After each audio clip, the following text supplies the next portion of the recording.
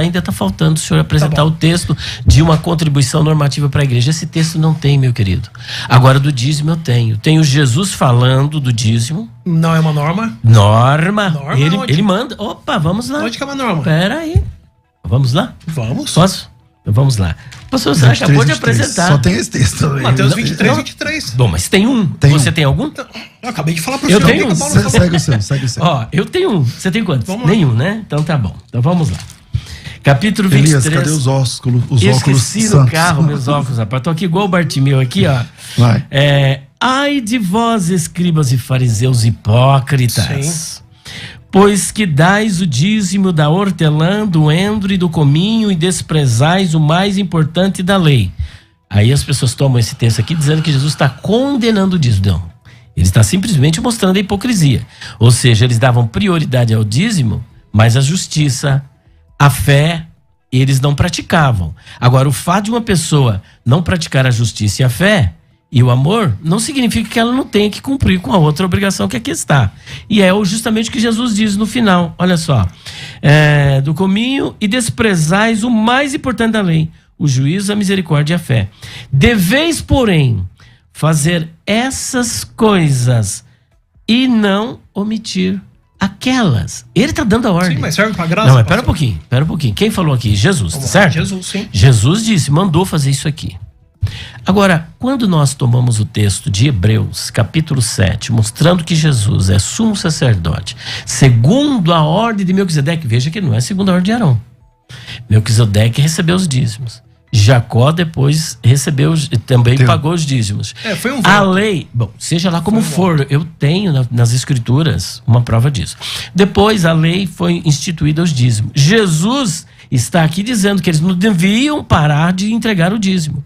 Depois diz que Jesus é sumo sacerdote segundo a ordem de Melquisedeque. Então, eu penso que estou em vantagem em relação ao senhor, porque o senhor não me apresentou nenhum texto de uma oferta ou de uma contribuição normativa como prática para a igreja. Okay. Se o senhor me mostrar é o que eu disse, eu já paro o debate aqui, o senhor já ganhou. Tá bom. Se isso é normativo, então nós temos que entender também que o Mateus 8,4 tem que ser normativo, pastor. Porque Jesus diz assim, ó, ensinando que eles deveriam fazer.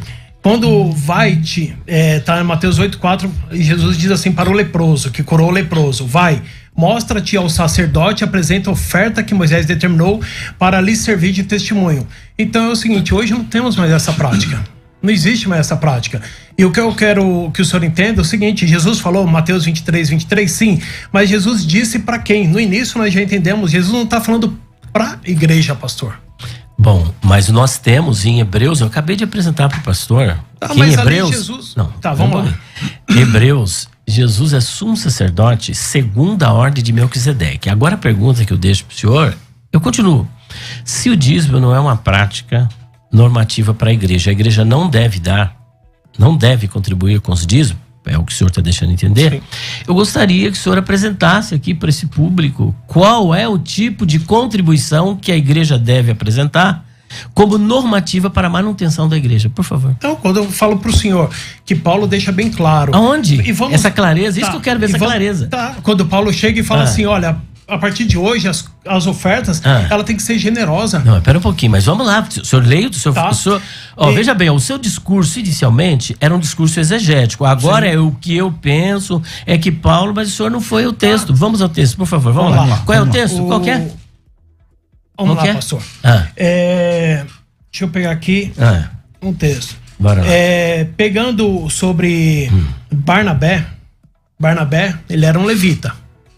E nós não vemos o Barnabé ele tendo essa prática. Espera um pouquinho. Eu pensei que o senhor ia pro texto. Calma aí.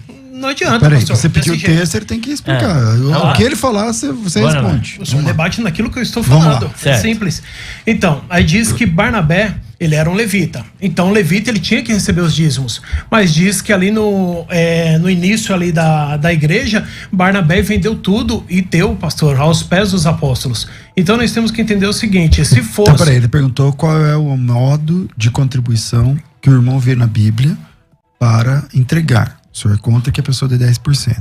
Aí o senhor citou que o Barnabé Deu tudo. é a média. tudo. Então o Barnabé deu 100%. Deu 100%. Então o senhor, ao invés de 10, o senhor defende que o cristão tem que dar 100%? Generosidade. Não importa se é 10, não importa se é 1. Não. Pastor, eu quero que o senhor entenda o seguinte. Tá bom.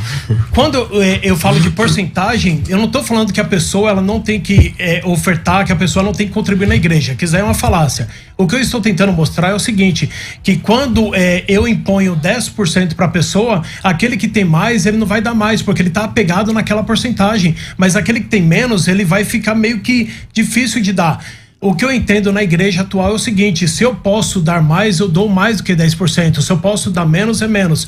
E o que eu não concordo hoje atualmente, as imposições que é feita juntamente aos membros da igreja, a imposição que é feita. Comecei a gostar agora de ouvir. O senhor não gosta das imposições. Então o senhor está transformando a distorção numa regra. Olha só, a distorção numa regra. Nós estamos trabalhando com as escrituras, pastor. Sim.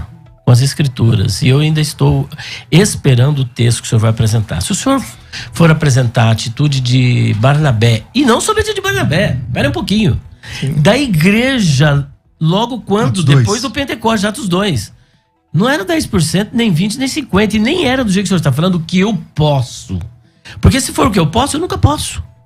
Ninguém pode. Dízimo, em primeiro lugar, pastor, eu deixei tudo isso, é uma questão de fé. Segundo, é uma questão de adoração. Terceiro lugar, além de adoração, é uma questão de gratidão. Então quem contribui, não contribui por imposição. Eu não defendo a obrigatoriedade do dízimo, que a pessoa é obrigada. A pessoa tem que fazer isso por fé. A pessoa tem que fazer isso por amor. A pessoa tem que fazer isso por gratidão. Mas está aqui. Agora, se for esperar algum crente fazer quando ele pode, a gente nunca pode. Quando é que você pode tirar 10%? Você ganha 10 mil, vai tirar R$1.000. Você não pode nunca. Porque o mamão toma conta do nosso coração. E nós não podemos compartilhar com o mamão. Então, se nós vamos obedecer rigorosamente esse critério que o pastor estabeleceu, da igreja primitiva, lá no capítulo 2, e de Barnabé, o senhor vai ter que dar tudo. Tudo que o senhor tem. O senhor percebe? Agora, não existe, na verdade, pastor, uma contribuição normativa para a igreja. Tudo é por fé. A oferta é por fé. O dízimo também é por fé. As pessoas que obrigam, que pressionam, isso aí não está nas escrituras, essa obrigação, essa forçação. Mas é uma contribuição por fé, por amor, por gratidão. É isso que existe. Bom, já passou mais da metade do programa, tem que fazer um intervalo. Comecei com o pastor Geraldo, terminei com o pastor Elias. Vamos pro próximo bloco, vira aí, a gente volta já.